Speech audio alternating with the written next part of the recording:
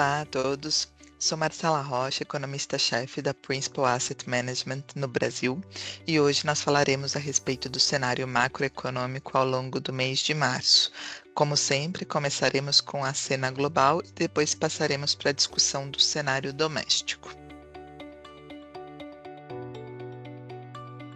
Em relação ao cenário internacional, o mês de março foi marcado pelo desempenho negativo de novo das bolsas nos Estados Unidos. O S&P caiu pelo segundo mês consecutivo, recuando quase 6%, e o dólar, nesse cenário, voltou a desvalorizar com um recuo de mais de 3% no último mês.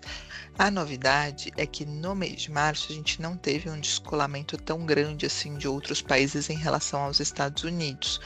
No mês de março, as bolsas europeias caíram e na China as bolsas ficaram estáveis. Esses resultados não apagam ali os ganhos que as bolsas na China, na Europa têm neste ano de 2025, mas mostram ali uma pausa e uma discussão a respeito das narrativas que vinham sendo construídas de descolamento e de mais estímulos, principalmente na Alemanha e na China, tá? Em relação aos Estados Unidos, grande parte da discussão continua sendo a respeito de uma eventual desaceleração e quais são os impactos da política de tarifa dos Estados Unidos no crescimento econômico por lá. Antes do anúncio do tarifaço no dia 2 de abril, já tínhamos evidências de que toda essa discussão, mais a incerteza, chegavam aos números importantes da economia americana. Índices de confiança do consumidor, de empresários já mostravam recuos importantes. É verdade que esses números são aqueles números soft, aqueles números muito mais sensíveis a esse tipo de noticiário, sensíveis a essa incerteza, mas há um espalhamento ali dessa fraqueza com índices como o ISM recuando e principalmente as expectativas de inflação do consumidor subindo de maneira importante. Essas mudanças no sentimento americano e alguns índices ali já mostrando a preocupação do consumidor, levam a finalmente a ter uma revisão para baixo do crescimento dos Estados Unidos para esse ano. Por enquanto não era nada drástico antes do anúncio do tarifaço no dia 2 de abril, mas já indicava ali que a direção era de menor otimismo com a economia americana esse ano, algo que a gente não via há muito tempo. Esse ambiente, claro que ele vai ser exacerbado com o anúncio que ocorreu no dia 2. Na nossa opinião, as tarifas que foram anunciadas ali pelo Trump foram muito maiores do que o esperado, colocando ali uma tarifa de 10% para todos os países, mas também trazendo um cálculo ali de tarifas compensando déficits comerciais dos Estados Unidos com outros países. Por exemplo, para a China, as tarifas ali ficaram em cerca de mais de 30%, totalizando tarifas em mais de 50%. A União Europeia também foi afetada por isso de maneira mais significativa. Esse cenário de tarifaço, na nossa visão, deixa o cenário dos Estados Unidos ainda mais complicado. Afinal, antes mesmo do anúncio do Trump, essa desaceleração americana, apesar de ainda ser suave, acontecia num ambiente de inflação bem desafiador. Quando a gente olha ali os números de inflação nos Estados Unidos, eles ainda apontavam para uma dificuldade da inflação migrar para a meta de 2%, e o próprio Fed, ao manter a taxa de juros ali no intervalo de 4,25 a 4,50, mostrava desconforto com essa combinação de crescimento para baixo e inflação para cima. Agora, com a repercussão das tarifas que o Trump anunciou, esse sentimento fica ainda mais complexo. Na nossa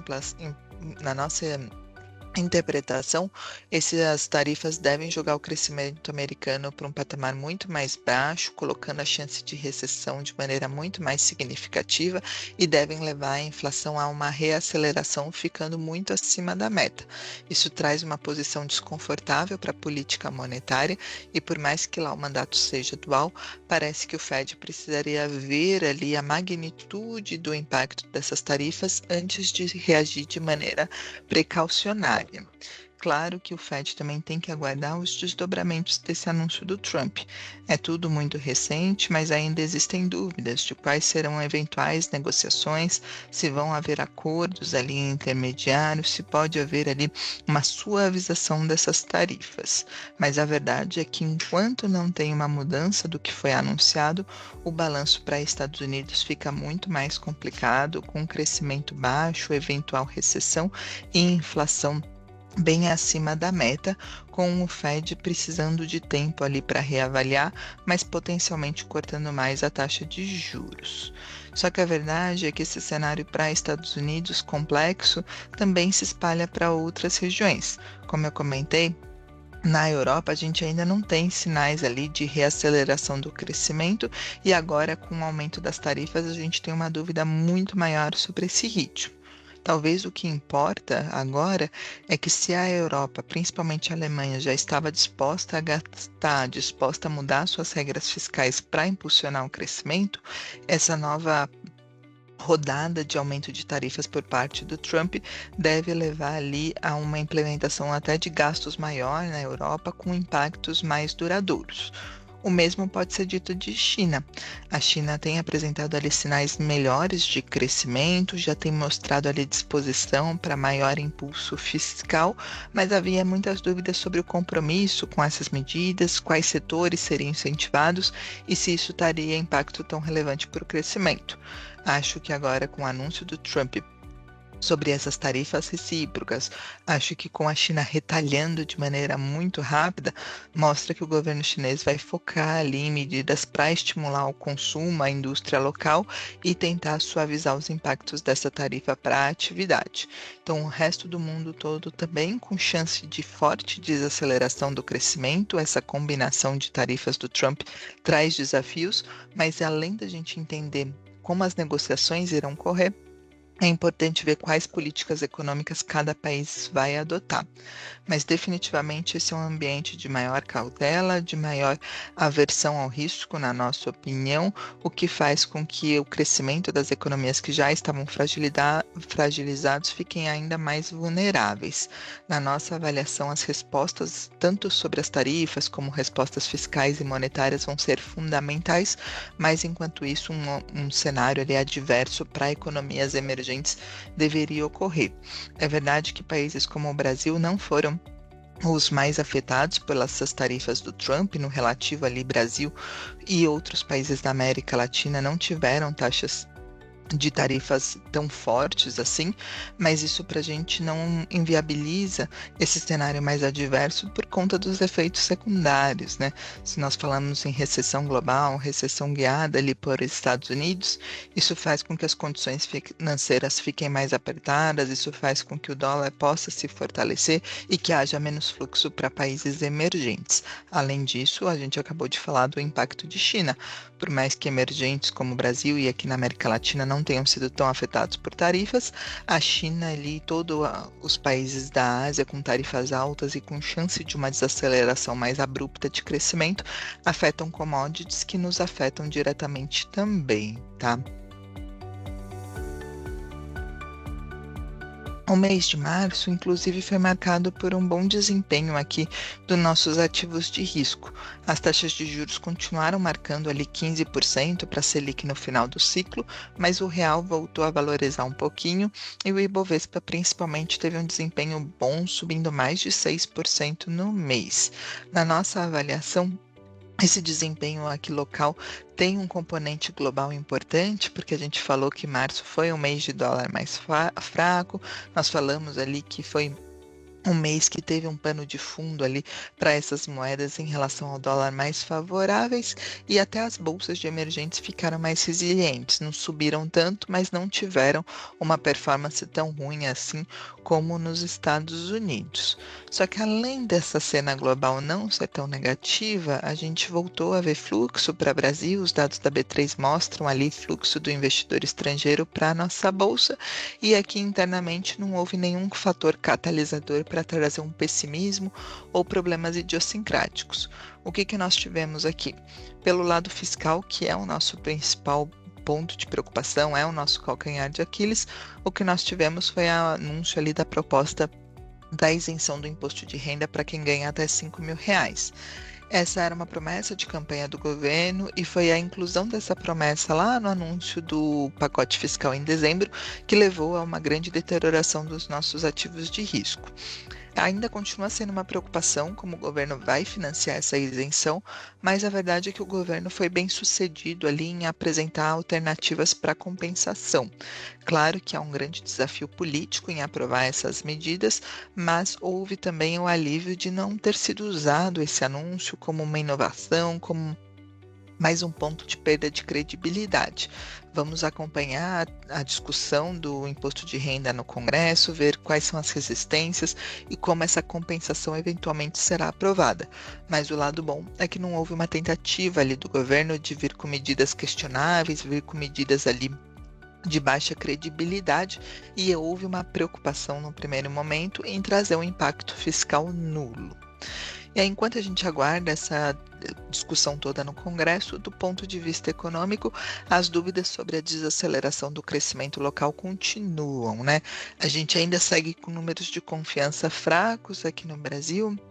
Quando a gente olha dados da indústria, principalmente, não tem sinais ali de uma economia ganhando tração, mas, por outro lado, quando a gente olha números de mercado de trabalho, como o CAGED, criando mais de 400 mil vagas no mês de fevereiro, e a taxa de desemprego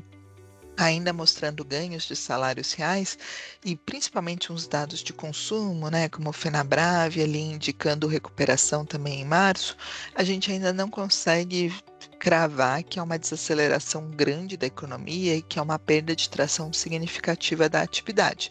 Na nossa opinião, além do PIB do primeiro trimestre ser forte por conta do agro, nós esperamos que a demanda doméstica também reacelere. Então, por hora, a gente não revisa nosso PIB de 2,1 para esse ano e continuamos achando ali que o balanço é talvez um PIB um pouquinho mais forte, não só por conta da safra ser eventualmente maior do que nós estávamos esperando, mas porque a demanda doméstica, o mercado de trabalho continua forte e porque várias medidas do governo, mesmo que a conta gotas, fazem estimular ainda mais esse crescimento, né? Já tínhamos tido a questão do FGTS, tivemos no último mês o Minha Casa Minha Vida sendo impulsionado numa nova faixa e começou o crédito consignado para o setor privado a rodar. Claro que é difícil estimar o impacto disso, o time, mas a direção é de mais estímulo numa economia que já está aquecida. Então, nesse cenário, o Banco Central teve que subir a taxa de juros, conforme prometido, em 1 ponto percentual para 14,25, mas o importante foi a comunicação. Na nossa avaliação, o Banco Central tinha que ter cautela, afinal, esse cenário todo que nós comentamos de global ainda é adverso,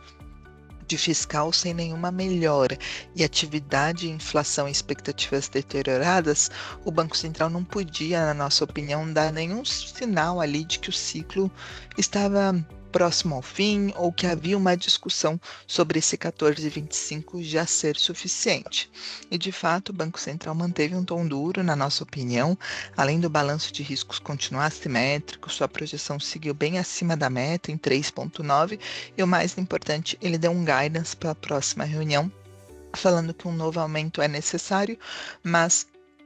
que é em menor magnitude. Acho prudente ser em menor magnitude, dado o tamanho atual da taxa de juros e todo o choque que foi feito nos últimos meses, mas na nossa avaliação, toda essa discussão bem preocupada do Banco Central com o cenário, com o balanço de riscos, falando da política econômica, indo na contramão da questão da política monetária, nos indica que pelo menos mais 2 altas serão necessárias. Por conta disso, a gente espera 2 aumentos de 50 bips nas próximas 2 reuniões, trazendo a Selic para 15,25. E a nossa maior discussão é como o Banco Central vai encerrar esse ciclo de alta sem ter uma perda de credibilidade, sem ter ali um novo estresse em termos de comunicação. Por hora, a gente não enxerga como isso vai acontecer e as condições seriam uma desaceleração mais forte da atividade, alguma melhora no cenário político e fiscal, algo que não é por agora, ou eventualmente esse cenário global ser um pouco mais favorável para emergentes. Logo após o anúncio do Trump sobre essas tarifas recíprocas, houve um enfraquecimento do dólar, que é algo que nós não esperávamos. Se esse enfraquecimento continuar por conta das preocupações mais focadas com os Estados Unidos, por conta do diferencial de juros pior para os Estados Unidos, ou até pelo questionamento a respeito do papel do dólar globalmente, isso poderia trazer um alívio não só para o nosso real, mas como para as expectativas de inflação e ajudar o Banco Central a parar. Mas, novamente, para a gente o cenário global é mais adverso e mesmo que o câmbio estabilize num patamar